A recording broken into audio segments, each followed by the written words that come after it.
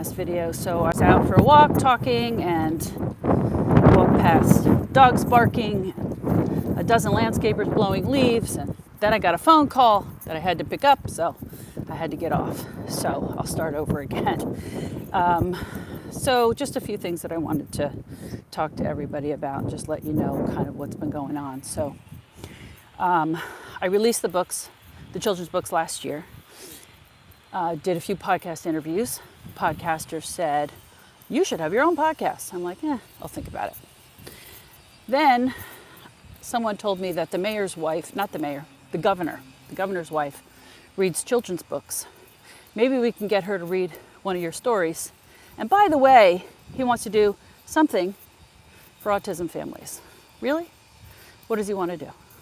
Does he know anything about autism? Does he have an autistic kid? Does he know anybody that has autistic kids? Does he know what autism families really need? Does he have any idea, any clue?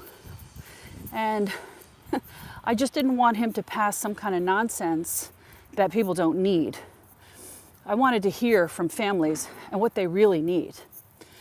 So I did a couple things. The first thing I did was I called up 6 moms that I knew that had autistic kids, and I said, hey, let's jump on a Zoom call. I'll put it up on my YouTube channel, and let's talk about your kids and what they need. And yeah, thank you. I was just about to, hi Amanda, I was about to talk about politics. So anyway, I called these moms and I interviewed them, and it went really well. And I said, hey, I'm going to turn this into a podcast. The other thing I did was I posted on the New Jersey Autism page, and I said, hey, if hypothetically you could talk to the governor, a senator, policymaker, what would you tell them that we need? And 200 people chimed in with responses, which was great. And I met a couple of those moms on there that I said, hey, why don't you hop on an interview with me? So a couple of them, Christina and Lorenzo, and a couple other ones were from that conversation. Another conversation was Martha Earl Cray chimed in and said, I would tell them to pass Billy Cray's law. And I said, what is that?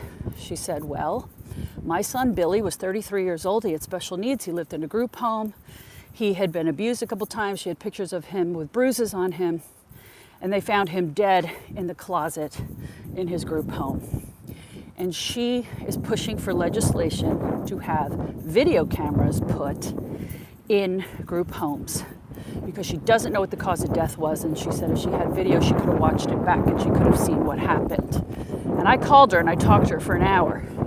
She didn't want to do an interview, but I did talk to her, and I told her my son was also in a group home. He died in his home, and here's the backstory. When he first went into the home and I sat down for an IHP meeting and I had my representative from the state, from DDD, sitting next to me, along with all these other people involved in his life, I said, I would like a baby cam in his room. I want a video camera. And immediately, no. That was the answer I got from the state. I felt like my case manager, this was the first time I was even meeting her, and I felt like she was on a power trip. She's like, no, it's an invasion of his privacy. And I was like, well, I'm sorry, but I want to see if he has a seizure. I'm trying to save his life. Nope, flat out no, wouldn't even address it. Let's move on. I wasn't too happy about that. So I told Billy Cray's mom, I said, I absolutely agree with you. I asked for a video camera in his room. The state said no. And now guess what happened? He had a seizure in his bed and died from that. So I feel that if the camera was there, the staff could have seen it. They could have gone in there. They could have given him his meds, called 911 instead of finding him a half hour later.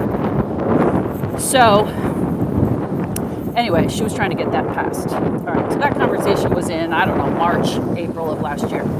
Then in May, so I did another interview with Jersey First TV. And Elizabeth Nader does a lot of political stuff. She wanted to talk about autism, so I did that. I watched another interview that she did with Phil Rizzo, who was running for governor at the time. And I was like, I kind of like him. So in May, a mom from that New Jersey autism page, her son had not been in his day program for a year. And she took video of her autistic son literally banging his head through the wall because he was so upset. She sent it to 4 candidates that were running for governor, including our governor. And the only one that responded to her was Phil Rizzo. And he said, I want to know more about this. I want to know what's going on. He wanted to meet autism families. And he said, can you get together a town hall meeting? So she posted on the New Jersey page, hey, I'm having a meeting if anybody wants to come. So I knew about it, but I had church that night and I was like, well, I can't go, but this is interesting, right? So that morning, Elizabeth from Jersey First calls me and she says, hey, Phil is going to this town hall meeting with a bunch of autism parents. Can you talk to him and like coach him, right? So I talked to him for, 15 minutes, and I told him kind of what to say, what not to say, what are touchy points that you shouldn't, And then I said, you know what? I will come, and I'll be your wingman, okay? And I'll come to the meeting, and so I did, and I thought the meeting was great. There were like a dozen parents there, and everybody was talking about what the issues were, and basically it comes down to money. Everybody that works with the kids are underpaid. It's a minimum wage job when they have no training. He was stunned when he heard that they give him meds and not a nurse. And we're like, yeah, well, that's just the way the system runs. And he said, so what's the answer, right? Nobody had an answer. I chimed in, of course, gave the answer, what I think is the answer. Anyway, so June comes, the primary. He didn't win the primary, but I wanted to stay in touch with him because I thought that at that meeting, he really got a heart for autism families. So I called him up and I talked to him. Oh, and this was the thing that came out of that day. This is important. He looked around at all these families. Now, he's a pastor, okay? So he looked around at all these families and he says to me, does anything like this exist? I said, like what? He said, like a support group or something, a place where like parents can get together like this and just hang out and talk and, get to know each other. And I was like, not that I know of. However, I do have this idea that I've been rolling around in my head for 8 years of doing a retreat weekend for moms so they can get together and hang out just like this, have a drink, have something to eat, laugh, get to know each other, talk, make friends. He's like, that's a very good idea. Where would you have it? And so we started talking. So anyway, after the primary was over, I called him up and I said, listen, I want to stay in touch. I want to stay that squeaky wheel. I want to keep talking to you. I don't want to drop this subject. And he said, well, and I was waiting for him to say, well, I just got past the primary. Let me figure things out. Let me figure out what my next steps are. Let's not put the cart before the horse, da-da-da. Not at all. Immediately he started making plans. He's like, okay, let's think about this. How many people would come? How much would it cost? How much money do we need to raise? And he immediately made a plan. I was like, I really like this guy. This is awesome. So that's what sparked me pulling the trigger and doing the hotels because of COVID and stuff. So, but we got the local hotel. So what happened was, now let's forward. My friend Michelle, she was on borough council in my town. She's now running for state assembly, another politician, right? She made some phone calls for me.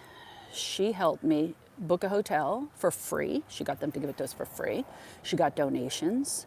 I had her come in as a speaker just to thank her, right?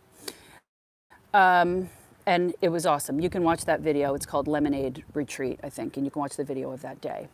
And it went so well that I want to do it again. So Michelle and Phil and a couple other people said, listen, every time we try to get a donation, people are asking me, what's the name of the foundation? Who do I write the check out to? I'm like, well, there is no foundation. It's just me. So they said to me, if you're going to keep doing this, you really need to start a foundation so that it's easier for us to get donations for you to keep doing this. So, okay. In the meantime, I had been working for a client who is an attorney who owns an entire building where they have medical offices and all kinds of stuff in this building. I've worked for him numerous times, helping him choose colors for the interior. Every time somebody moves out, I go back, pick a new color, I color in his house and other properties that he owns and stuff. So this time he's doing the exterior throughout October. He actually made a donation to my event. And by the time we were done painting the exterior, he says, okay, you need to total up your hours and tell me what I owe you. I said, well, don't you do foundations? And he's like, yes. So we bartered, and he set up my foundation for me. And it didn't cost me any money. It was just costed my time. So it's his time for my time, which was amazing. So I called it the Robbie's World Foundation. It became official. I just got the letter in the mail like a week ago from the IRS, and was able to go open an account for Robbie's World, so I can now accept donations and make plans for more events. So I want to do 3 next year. I want to do one North Jersey, Central Jersey, and South Jersey. If you watch my interview with Gary Whiteson from POAC Autism Services, he's down in Toms River, New Jersey, which is down the shore. They have the highest amount of autism in the state, which means it's the highest in the country. So I want to go do a retreat down there. And I am going next Saturday. I'm going to go drive down there and go look at some locations and stuff. So I've been busy working on that. And then the other thing is that Michelle, who ran for state assembly, she won. And since she had helped me so much, I said, listen, if you need help in your new office, I'm around. And she was like, well, all right, we'll see how it goes. She's like, I don't really want to hire friends. I'm like, I totally get that, but if you need help, let me know. So come February, it turned out, she's like, yeah, I really need you, even if it's just for a little while until I get somebody else, but I need you to come work for me. So I'm there answering phones and emails, and I'm learning how the government runs. It's quite interesting. So I get a phone call one day. For instance, I'll get a phone call, somebody says, oh, I just watched the news and I found out that they're going to make it legal to pump your own gas in New Jersey. And I've lived here my whole life and I've never pumped my own gas. So for anybody that doesn't live in New Jersey, you guys all pump your own gas. We don't. And it's just a saying around here, Jersey girls don't pump their own gas. So I would get emails like that. Jersey girls don't pump their own gas. They don't like this new legislation. Okay. So I get a phone call one day.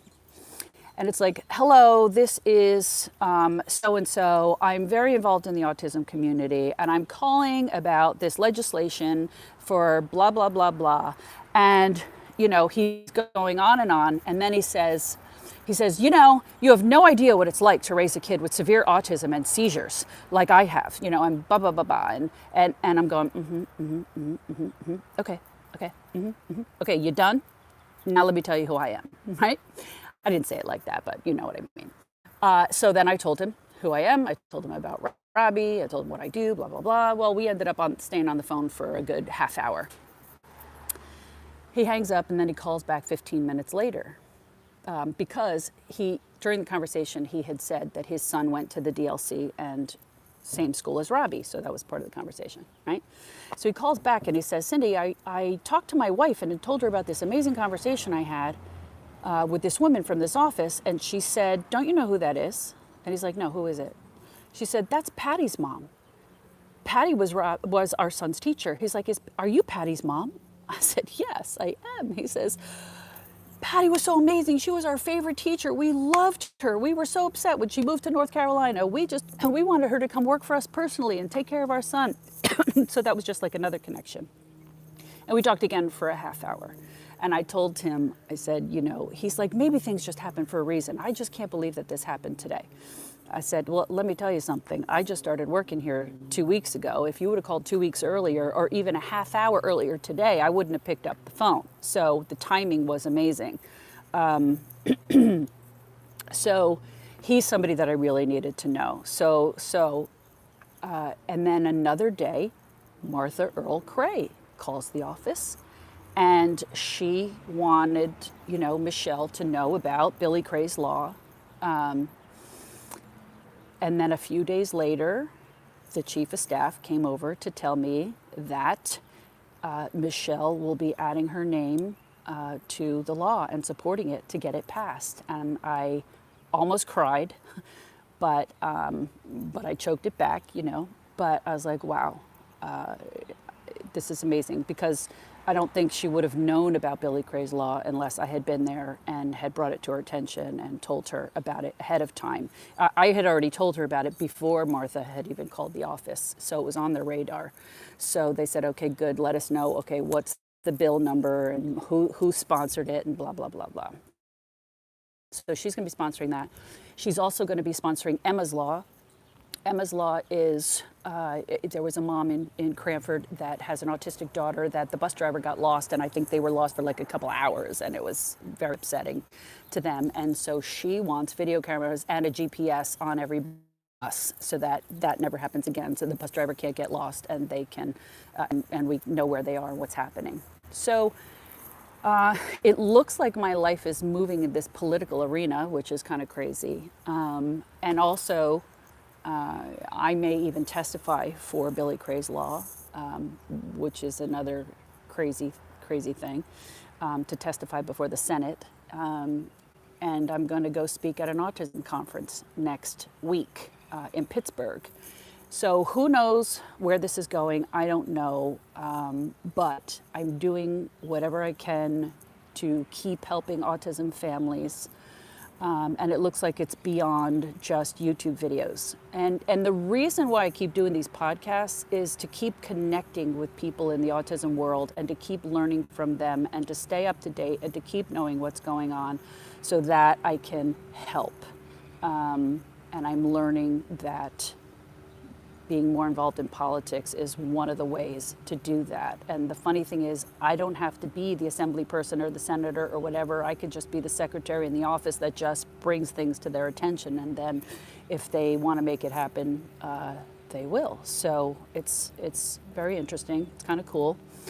And that's it. I've been talking long enough. I need to get off now because I am hopping on a Zoom call with a bunch of high school kids in Texas who are all on a learning track to become special ed teachers. So I'm going to go teach them about autism and show them some of Robbie's videos.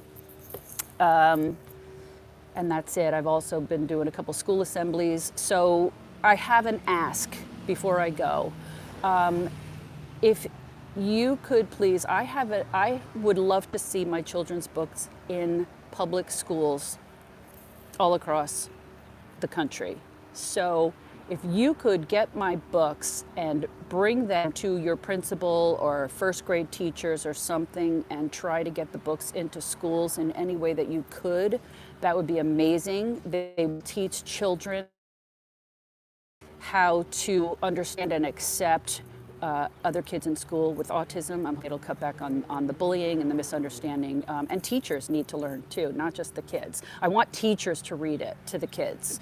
And I purposely end every chapter with, I love you just the way you are, because I want people to get in their hearts. I love you the way you are. I'm not rejecting you. I'm not judging you. I'm accepting you just the way you are. So that would be wonderful. Okay, guys, I gotta go. Talk to you soon. Bye.